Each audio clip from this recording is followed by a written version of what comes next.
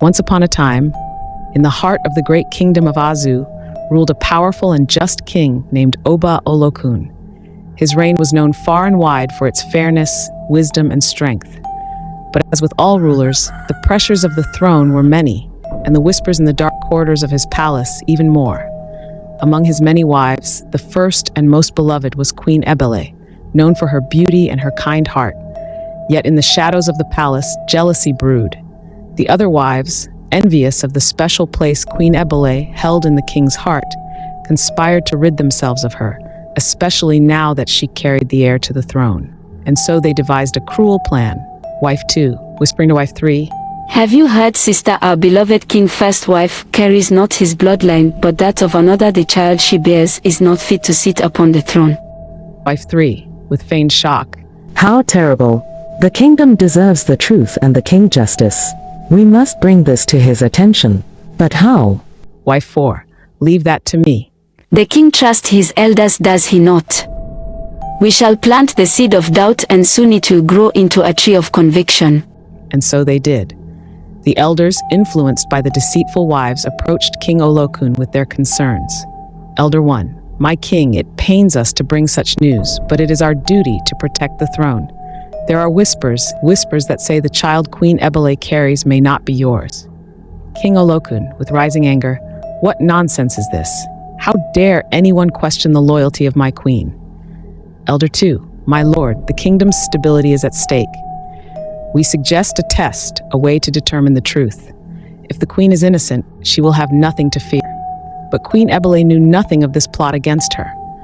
When the king confronted her, she was heartbroken, but she had faith that her love for him and their unborn child would see them through.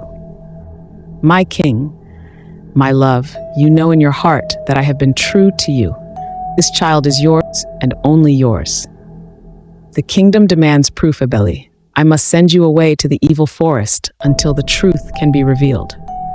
If you are innocent, the spirits will protect you. With tears streaming down her face, Queen Ebele was banished to the evil forest, a place feared by all, where no one who entered ever returned. The other wives watched from the shadows, their faces masked in false grief, but their hearts dancing with triumph. Days turned into weeks, and Queen Ebele's labor pains began. Alone, in the darkness of the forest, she cried out to the spirits, in pain. Great spirits of the forest, hear me. I am innocent. My child is innocent. Grant me the strength to bring him into this world. The forest, known for its malevolence, responded not with cruelty, but with compassion. The ancient trees seemed to lean closer, the winds calmed, and the earth softened beneath her. As her cries echoed through the forest, a baby boy, healthy and strong, came into the world. But Queen Ebele, weakened by her ordeal, knew her time was near. My son, my love for you is beyond this world. I cannot stay with you, but I will protect you, even in death. Spirits of the forest, grant me this one last wish. Let me return. Let me be with him. The forest spirits, moved by her devotion, granted her wish. As her soul left her body, it merged with the essence of the forest.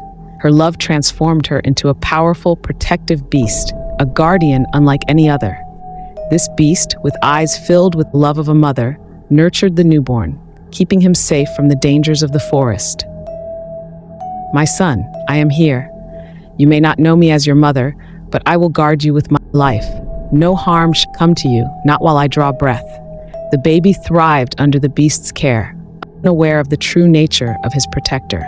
In the heart of the evil forest, where the trees stood tall and ominous, casting dark shadows over the moss-covered ground, a small clearing became a sanctuary. Amidst the twisted roots and ancient ferns, the beast that was once Queen Ebele lay curled protectively around her infant son. Her once graceful hands were now replaced by powerful claws, her soft skin covered in fur as dark as the night. Yet as she gazed down at the tiny human in her care, her heart swelled with the same boundless love that had once defined her. The baby, blissfully unaware of his mother's transformation, nestled close to the warmth of her massive form. He reached out with his tiny hand, brushing against her coarse fur, and though she was a fearsome creature to behold, the boy's touch softened her.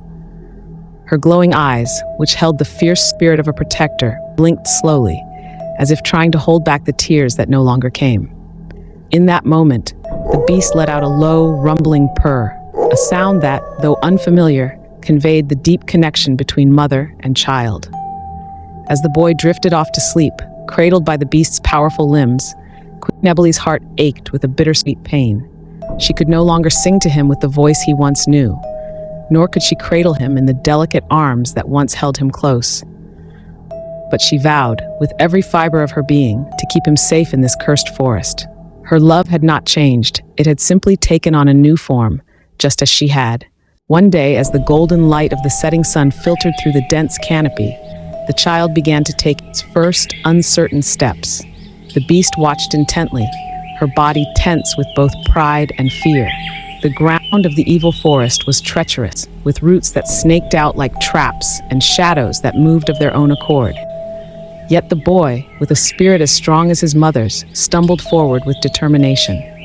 The beast followed close behind, her massive form moving with surprising grace as she kept a vigilant eye on her son. She cleared the path for him, using her claws to gently push aside thorns and brush that might hinder his progress. Each time he fell, she nudged him back to his feet, her snout brushing against his small back in encouragement.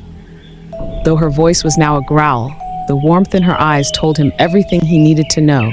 She believed in him. When he finally made it to the edge of the clearing, the boy turned and smiled up at her, a smile so pure and full of love that it pierced through the darkness surrounding them. The beast lowered her head, and for a moment they stood there together, mother and son, bound by a love that transcended all barriers. In his eyes, she was not a beast, but the center of his world, the one who had nurtured him, guided him, and loved him unconditionally. One night, a terrible storm descended upon the forest. The sky roared with thunder, and lightning split the heavens, illuminating the twisted trees in brief, terrifying flashes. The rain fell in torrents, flooding the ground and turning the forest into a maze of mud and water. The beast, her senses sharpened by her transformation, could sense danger lurking in every shadow. She took her son into the safety of a cave, the entrance hidden by a curtain of vines. Inside, the boy clung to her fur, trembling with fear as the storm raged outside. The beast curled around him, shielding him from the cold and the wet, her body forming an impenetrable wall against the elements. Though she could not speak, she made low, comforting sounds, trying to soothe him. As the storm grew fiercer, the boy began to cry, his small voice rising above the howling wind. The beast, desperate to comfort him, nuzzled him gently, her eyes full of sorrow. She wished she could hold him as she once did, whispering sweet words of comfort, but all she could offer now was her presence, her warmth, and the silent promise that she would never leave him. Hours passed, and eventually the storm began to subside. The boy's cries faded into soft whimpers, and finally into the peaceful breathing of sleep. The beast watched over him, her heart heavy with the knowledge that this was her life now, a mother in a monstrous form, bound to protect her son at any cost. As she lay there, she thought of the life they might have had, and a single tear, invisible in the darkness, fell from her eye. In the stillness that followed the storm, the forest held its breath, as if recognizing the bond between the beast and her child, a bond that not even the darkest of curses could break. She feds her son with fresh fruits, edible flavors, and roasted fish. She haunts from the river. She eats hers raw, but strikes two flammable rocks together to make fire for the roast, and also to keep the baby warm. Meanwhile, back in the kingdom, the king grew restless. The elder's test had revealed nothing, and his heart yearned for his first wife and the child she carried. He began to doubt the accusations, realizing too late that he had been deceived. King Olokun, what have I done? My queen, my child, I must find them. I will not rest until they are brought back to me. The king's search for Queen Ebele led him to the edge of the evil forest, where none dared to enter. But the king, driven by love and regret, ventured forth. As he journeyed deeper into the forest, he could feel a presence watching, a presence both familiar and strange. King Olokun, Ebele, if you can hear me, forgive me. I was wrong, and I will spend the rest of my life making it right.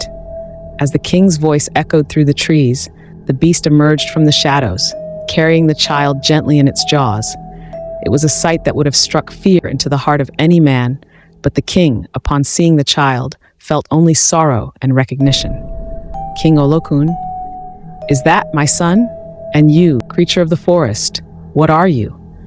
The beast, though it could not speak, looked into the king's eyes, and in that moment he knew.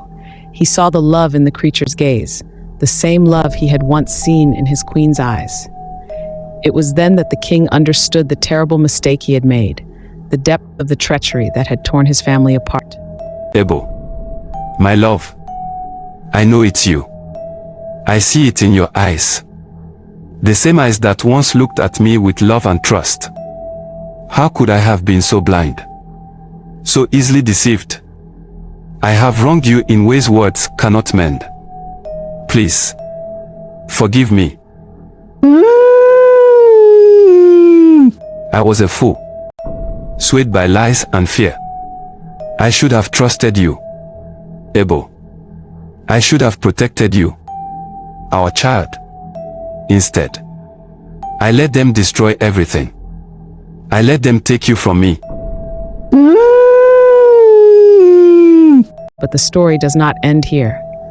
As the king reached out to the beast, seeking forgiveness, the other wives and the elders plotted in the palace, unaware that the truth was about to return, not in the form of the queen they had banished, but in the form of the wild beast that had become her. And so, the tale of the banished queen, the innocent child, and the loving beast that protected him continues. What will happen when the king returns to the palace with his child and the beast by his side? Will the truth be revealed, or will the conspirators strike again? Stay tuned to find out in the next part of this tale.